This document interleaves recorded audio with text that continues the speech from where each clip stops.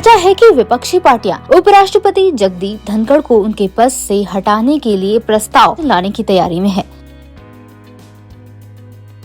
India alliance और दूसरे विपक्षी दल राज्यसभा के सभापति जगदीप धनखड़ के कथित पक्षपातपूर्ण रवैये से नाराज बताए जा रहे हैं। हालांकि 9 अगस्त को विपक्षी के हंगामे के बाद लोकसभा और राज्यसभा की कार्यवाही अनिश्चित काल के लिए स्थगित कर दी गई है। ऐसे में ये स्पष्ट नहीं है कि जब संसद नहीं चल रही तो प्रस्ताव किस तरीके से लाया जाएगा। तो हमने सोचा क्यों ना आज उपराष्ट्रपति से जुड़ी ढेर सारी जानकारी खंगाल ली जाए। देश का संविधान भारत के उपराष्ट्रपति को दोहरी भूमिका सौंपता है। पहली भूमिका ये है कि वो कार्यपालिका के दूसरे मुखिया होते हैं और दूसरी भूमिका ये है कि वो संसद के उच्च सदन यानी राज्यसभा के सभापति होते हैं। उपराष्ट्रपति का पद अमेरिका के उपराष्ट्रपति की तर्ज पर बनाया गया है, परंतु इसमें काफी भिन्नता है।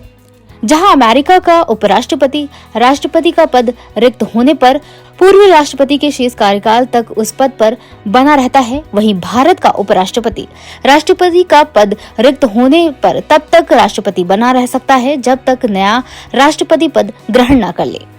भारतीय संविधान अनुच्छेद 68 के अनुसार निवर्तमान उपराष्ट्रपति के पद की अवधि की समाप्ति से पहले अगले चुनाव को किया जाना आवश्यक है। संविधान के अनुच्छेद 66 के अनुसार उपराष्ट्रपति का चुनाव संसद के दोनों सदनों के सदस्यों से मिलकर बने इलेक्टोरल कॉलेज और सदस्यों द्वारा अनुपातिक प्रतिनिधित्व प्रणाली के अनुसार एकल संक्रमणीय वोट और सीक्रेट बैलेट पेपर द्वारा होता है। इलेक्टोरल कॉलेज में शामिल हैं राज्यसभा के सभी सदस्य और लोकसभा के सभी सदस्य। सिंगल वोट यानी मतदाता एक ही वोट देता है, लेकिन ये कई उम्मीदवारों को अपनी प्राथमिकता के आधार पर वोट देता है, अर्थात वह बैलेट पेपर पर ये बताता है कि उसकी पहली पसंद कौन है और दूसरी तीसरी कौन। यदि पहली पसंद वाले वोटों से विजेता का फैसला नहीं हो सका तो उम्मीदवार के खाते में वोटर की दूसरी पसंद को नए सिंगल वोट की तरह ट्रांसफर किया जाता है। इसीलिए इसे सिंगल ट्रांसफरेबल वोट कहा जाता है। उपराष्ट्रपति के चुनाव के संबंध में किसी भी विवाद की जांच और निर्णय सर्वोच्च न्यायालय द्वारा किया जाता है, जिसका निर्णय अंतिम होता है।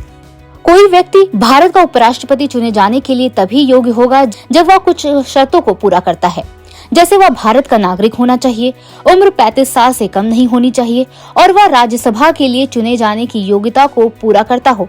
अगर कोई भारत सरकार या किसी राज्य सरकार के अधीन कोई लाभ या पद पर रहता है तो वह उपराष्ट्रपति चुने जाने के योग्य नहीं होगा।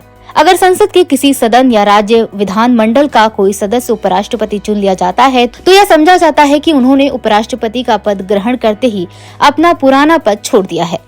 अनुच्छेद 69 के अनुसार राष्ट्रपति या उनकी ओर से नियुक्ति किसी व्यक्ति द्वारा उपराष्ट्रपति को पद की शपथ दिलाई जाती है। उपराष्ट्रपति अपने पद ग्रहण करने की तारीख से 5 वर्ष की अवधि के लिए पद धारण करता है। लगे हाथ आपको ये भी बता देते हैं कि कैसे उपराष्ट्रपति अपने पद को छोड़ सकता है या उसको उसके पद से हटाया जा सकता है। तो उसके लिए 5 तरीके होते हैं।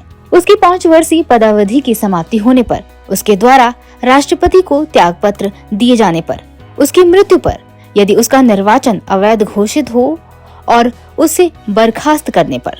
गौरतलब है कि अनुच्छेद 68 के अनुसार उपराष्ट्रपति को हटाने के लिए राष्ट्रपति की तरह औपचारिक महाभियोग की आवश्यकता नहीं होती है। उसे राज्यसभा द्वारा संकल्प पारित कर पूर्ण बहुमत द्वारा हटाया जा सकता है और इस पर लोकसभा की सहमति जरूरी होती है। हाँ, राज्यसभा में प्रस्ताव पारित करने से पहले उसे 14 दिनों का नोटिस दिया जाना आवश्यक होता है। उपराष्ट्रपति के कामों की बात करें तो संविधान में उपराष्ट्रपति को मुख्य जिम्मेदारी यही दी गई है कि वह राज्यसभा का सभापति होता है। इसके अलावा कुछ भूमिकाएं हैं जिनका निर्वहन उपराष्ट्रपति को करना होता है, जैसे कि अगर राष्ट्रपति का पद किसी वजह से खाली हो जाए तो ये जिम्मेदारी उपराष्ट्रपति को ही निभानी पड़ती है, क्योंकि राष्ट्रीय प्रमुख के पद को खाली नहीं रखा जा सकता। हालांकि उपराष्ट्रपति को सिर्फ 6 महीने के लिए ही राष्ट्रपति बनाया जा सकता है और इस दौरान राष्ट्रपति का चुनाव करवाना आवश्यक होता है।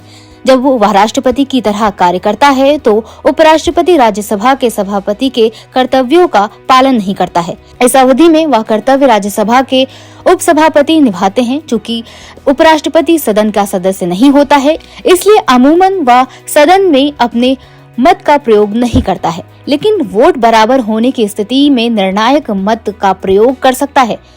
पदक्रम के आधार पर देखें तो उपराष्ट्रपति का पद राष्ट्रपति से नीचे और प्रधानमंत्री से ऊपर होता है। उपराष्ट्रपति विदेश दौरे पर भी जाते हैं ताकि अन्य देशों के साथ कूटनीतिक रिश्ते मजबूत किए जा सकें। तो ये बात थी उपराष्ट्रपति की। और अब बारी है आज के सवाल की। आपको कमेंट करके बताना है कि कितने ऐसे उपराष्ट्रपति रहे हैं जो आगे चलकर राष्ट्रपति भी बने। इस एपिसोड में इतना ही। हम फिर मिलेंगे एक नए कार्यक्रम के साथ। तब तक के लिए पढ़ते रहिए और बढ़ते रहिए। नमस्कार।